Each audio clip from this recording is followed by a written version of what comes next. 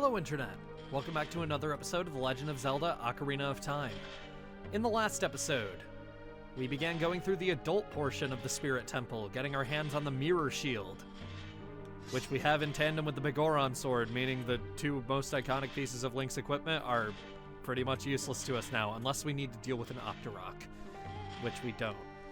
This time, we're going to be continuing along through the Spirit Temple, first following the obvious puzzle solution that is in fact obvious, by shining a light on that, and making the terrifying sun be terrifyingly happy. And that will get us a small key! And this room doesn't have a trap. Awesome. Feels like every room we've gone through that required a key recently has had a trap, so it's good for that not to be the case. Although that didn't require a key, it required the sun. Anyway, in here, there is a trap, but there's also some BMOs. I feel like with all the BMOs they're putting around here, like the mirror shield may have been intended to be able to reflect their beam back at them, and then they just couldn't make it work or something, because they are all over the place, basically, as soon as you get the mirror shield. And it just feels like something the mirror shield should be able to do, but it can't. Yeah, we can completely ignore the puzzle in this room, though, because the long shot can easily just reach the top of this wall that doesn't move. However, that's boring, and I am actually gonna climb the wall. Let's do it. It's not that hard. Ow. As I say that. Patience is key here, basically. You just want to wait for the wall to be in a, place where Link can actually grab onto it. Start climbing before it moves, so you actually have a chance to climb up far enough that it's not going to throw you off. Like so. And then just rinse and repeat for every other tile on the wall. Be careful, though, because they do go all the way into the spikes, and that can hurt. But basically, we just want to wait here. We can climb. Do the same here. There we go. Uh-oh. Well, so much for that. At least I aborted on time. Okay, we need to time it a little bit differently there. Okay, you know what? I've showcased what you need to do, and I'm getting sick of it. There we go. Basically, it's a worthless puzzle. You don't need to beat the water temple to get in here, technically, though. I know my friend Flora is currently doing a playthrough of this where she's doing everything in the completely wrong order. And she's doing the Spirit Temple, I think, second after the Fire Temple or something like that. Just a very wrong order. And, yeah, she's gonna have to actually deal with that wall. I don't. Ooh, I missed something. I think. Yes, there is a platform on the opposite side of the room with recovery hearts, but it is not worth wasting bombs to kill those BMOs again. Okay. Anyway. I already have the ocarina equipped. I don't know why I was going to get it. There's a Triforce symbol, so he plays Zelda's Lullaby. Oh, I have stuff to say about Zelda's Lullaby, but I have a different time I want to talk about it. But it's, specific to this dungeon that I want to talk about it. Fire torch slugs. Not fire slugs. You can easily kill them in 2 hits after, knocking them over with the Megaton Hammer using the Bigoron Sword, so not bad. Pretty simple to deal with, using items from previous dungeons. I love it when a game actually lets you do that, because this game is kind of on or off about whether or not it's going to. And you can tell just by the map that every door in this room is fake. So we're basically just looking for the right one to destroy. And we don't need to waste bombs to do that because the Megaton Hammer can be used to destroy these. Case in point. There's a golden eye switch behind that one. That was like a weirdly stuttered sentence. It's like I was, hesitating if that's the words I wanted to use. It's not temporary. It doesn't set a timer. It's not a water temple golden eye switch, so we can just get up here, hit that switch, and get our boss key. We already know what's in here. It's always the boss key in this chest.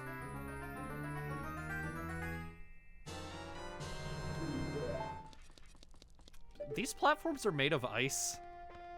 How is that one staying unmelted? I guess it's the same stuff they used in Zora's Domain. There were torch slugs in there and everything. That room just felt Mario Maker-y.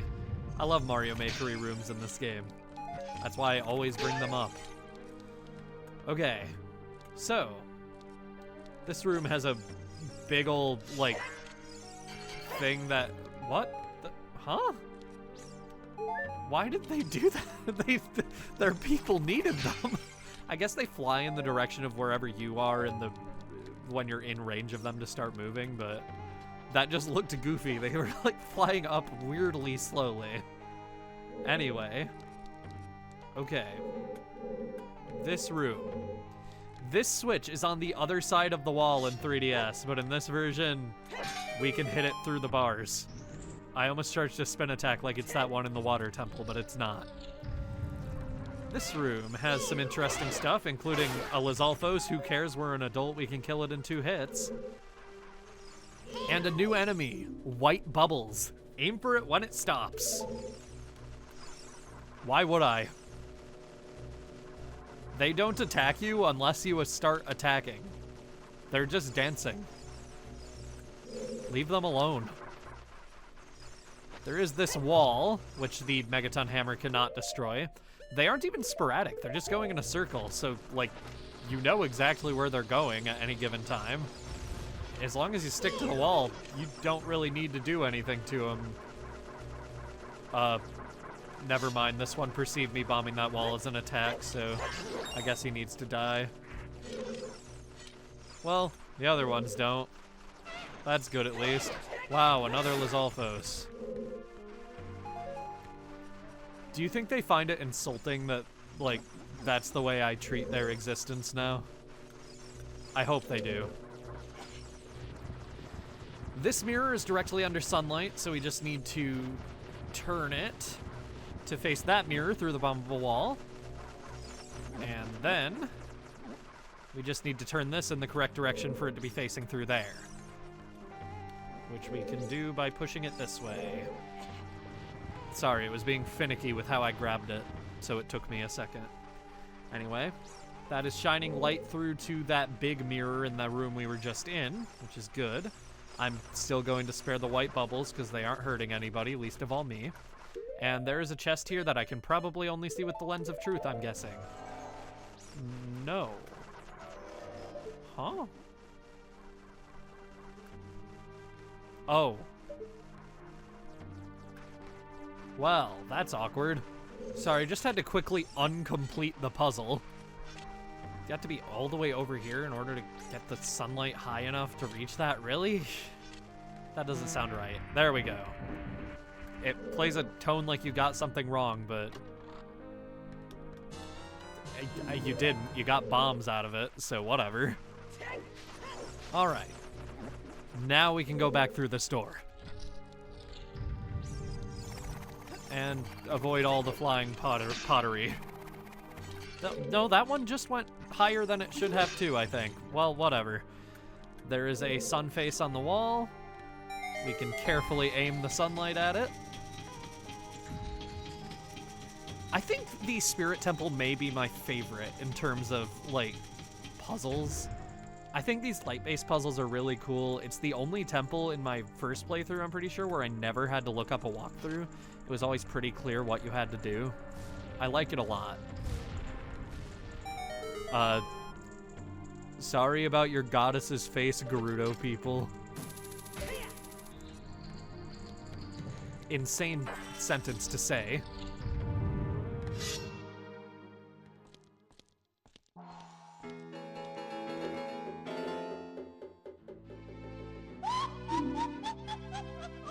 Looks like someone is here, Kume.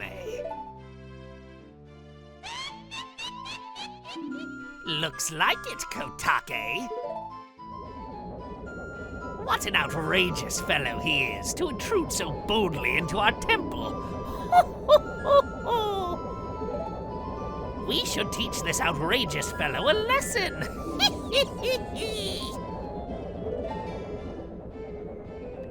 Oh, loyal minion!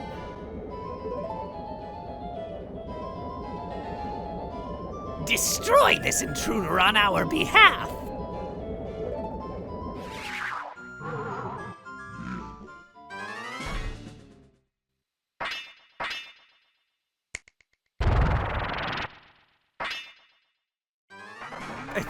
That's such a cool cutscene, just having him snap to make the axe appear. I love it so much. This Iron Knuckle is very clearly different from the others. Iron Knuckle, something strange. This is not an ordinary enemy. So she says that, but it fights exactly the same as the other Iron Knuckles, and I said I would use the Master Sword in this fight, so I'm going to. All right. Good start. Oh my God. Okay, well, we can't duck under any of its attacks. Jesus. Can we talk about this? I said in the basement Discord server that if I was gonna have a first death, I was hoping it would be to an Iron Knuckle, so I will take it if this is my first death, but I really don't want it to be. Oh God, it is gonna be, I think. I'm being way too reckless here. I need to bait it into attacking, get behind it, do a slash, back away. This is basically the closest to like a Dark Souls fight you're gonna get in this game. Just keep circling it, and okay. Having the fairy to some people might make that not count as a death because, oh, I was prepared. But no, that was my first death, and Jesus, it hit me again right after I revived. That's crazy. And we still haven't broken through the armor. Okay, so maybe it does have considerably more health. Maybe. If I die twice to this thing, that will be unacceptable. I need to play more carefully. There we go.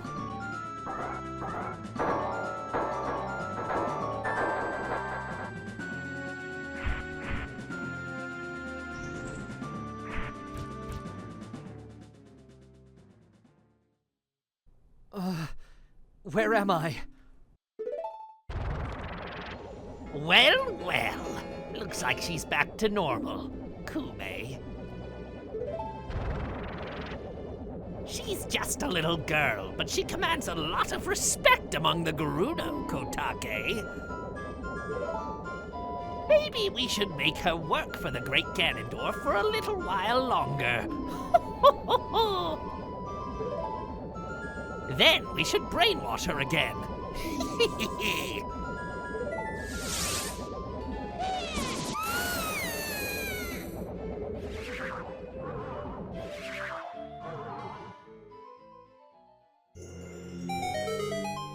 You did it! I agree, Link. I'm exhausted too. Oh. He is not having a good time. Sorry, fairies. I know, like, your main thing is just, like, being there when I die, but I think I could use a little more health. I'm going to say now, if I die again in this Let's Play, that's embarrassing. Dying to an Iron Knuckle, not particularly embarrassing. They deal a lot of damage, and it's harder to avoid their attacks as an adult. Although, again, I should have been playing more carefully. Whatever. Who cares? Alright, let's move on. In here is nothing. I just realized our map is gone. I definitely missed 2 chests.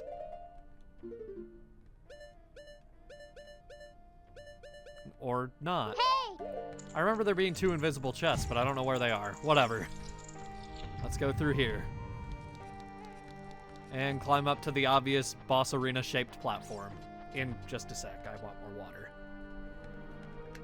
I will also say, the Goron tunic is actually useful in this fight, so I'm going to equip that. Let's go. And the Goron sword. If I can use it, I will. Look at that stupid kid! He came on his own to offer himself as a sacrifice to the great Ganondorf.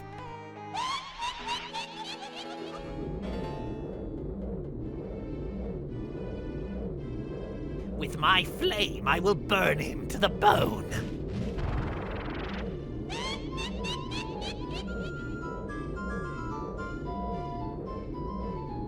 With my frost, I will freeze him to his soul.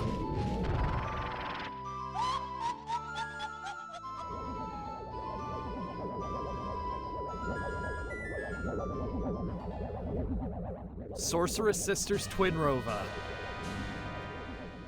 Yeah, collectively they're known as Twinrova.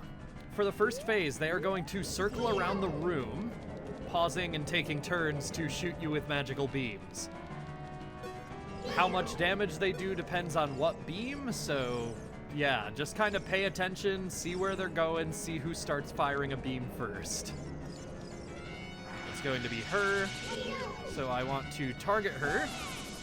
Collect the energy with the mirror shield and then target the other one. Since they're opposing elements, it will deal damage. If you don't manage to absorb the beam of the opposing element, God, I was too late that time. They will hit the arena. The beam comes pretty slowly, so it's not too big of a deal, but yeah, it can get pretty annoying when it hits the arena because it has a very large field of effect.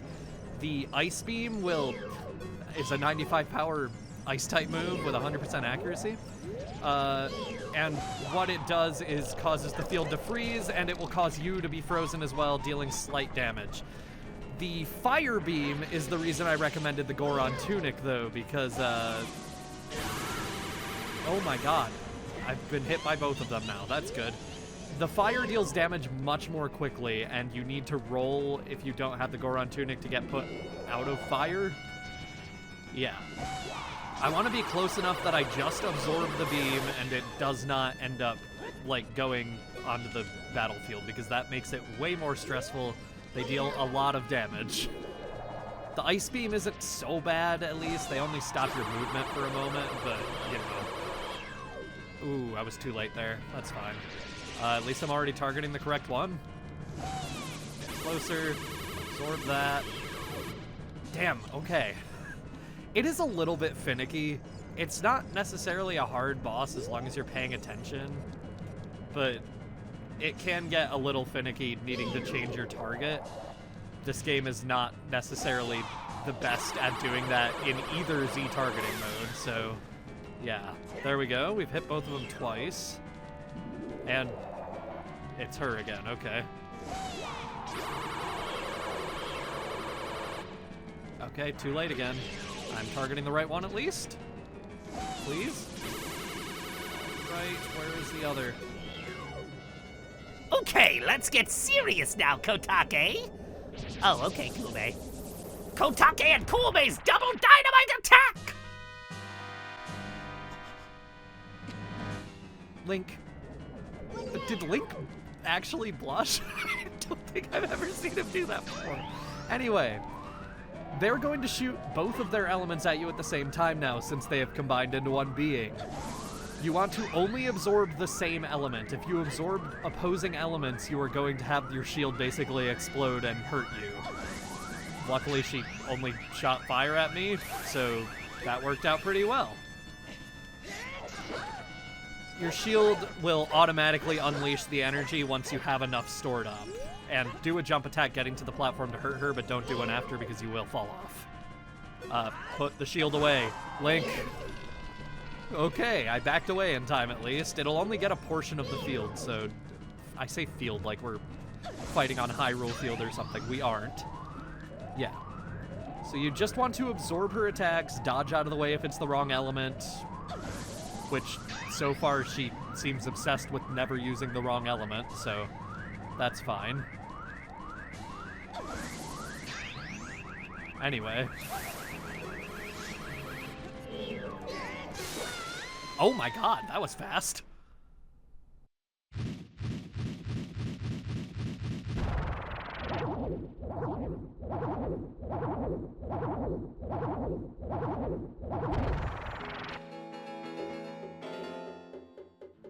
Shoot, what a fresh kid! This time we'll get serious, right, Kotake? What? Hey, Kume, what is that above your head? I don't know, but you have one over your head too, Kotake. But I'm only 400 years old, and I'm just 380! We're twins! Don't try to lie about your age! You must have gone senile! Who are you calling senile? Is that how you treat your older sister? We are twins! How can you be older? Yeah, how heartless you are! How can you be so ungrateful? You're heartless! You ungrateful! I'll come back to haunt you!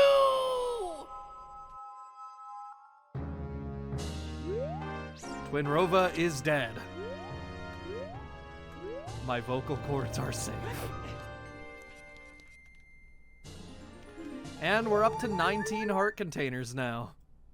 One left.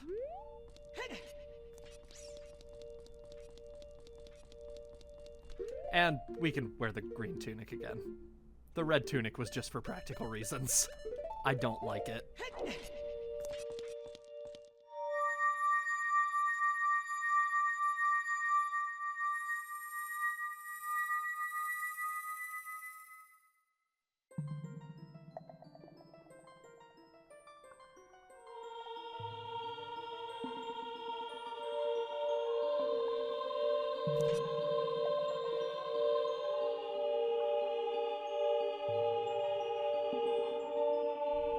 Kid, let me thank you. Look what that little kid has become in the past 7 years. A competent swordsman. By the way, I really messed up. I was brainwashed by those old witches and used by Ganondorf to do his evil will. But isn't it funny that a person like me could turn out to be the Sage of Spirit? And now I'm going to fight them as one of the 6 sages. I'm going to pay them back for what they did to me.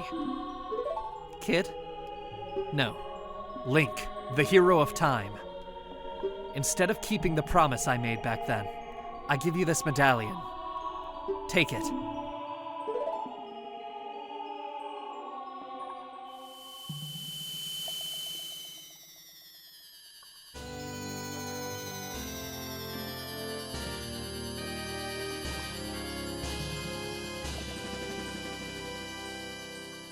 You receive the Spirit Medallion. Naburu awakens as a sage and adds her power to yours. If only I knew you would become such a handsome man. That's creepy, Naburu. I should have kept the promise I made back then. Yeah, that's creepy, Naburu.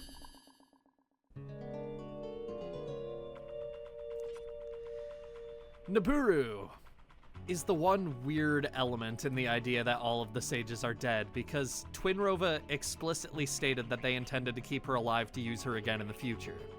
This can be explained away as, oh, she was injured too badly in her fight with Link and the witches didn't have time to heal her because they were busy getting their asses kicked, but no, I really don't buy that she specifically is dead. I do for literally every other sage, mind you, but it's Naburu specifically that throws a wrench into the, like, all the sages are dead sort of idea. Yeah. I guess I just think there's more of a middle ground.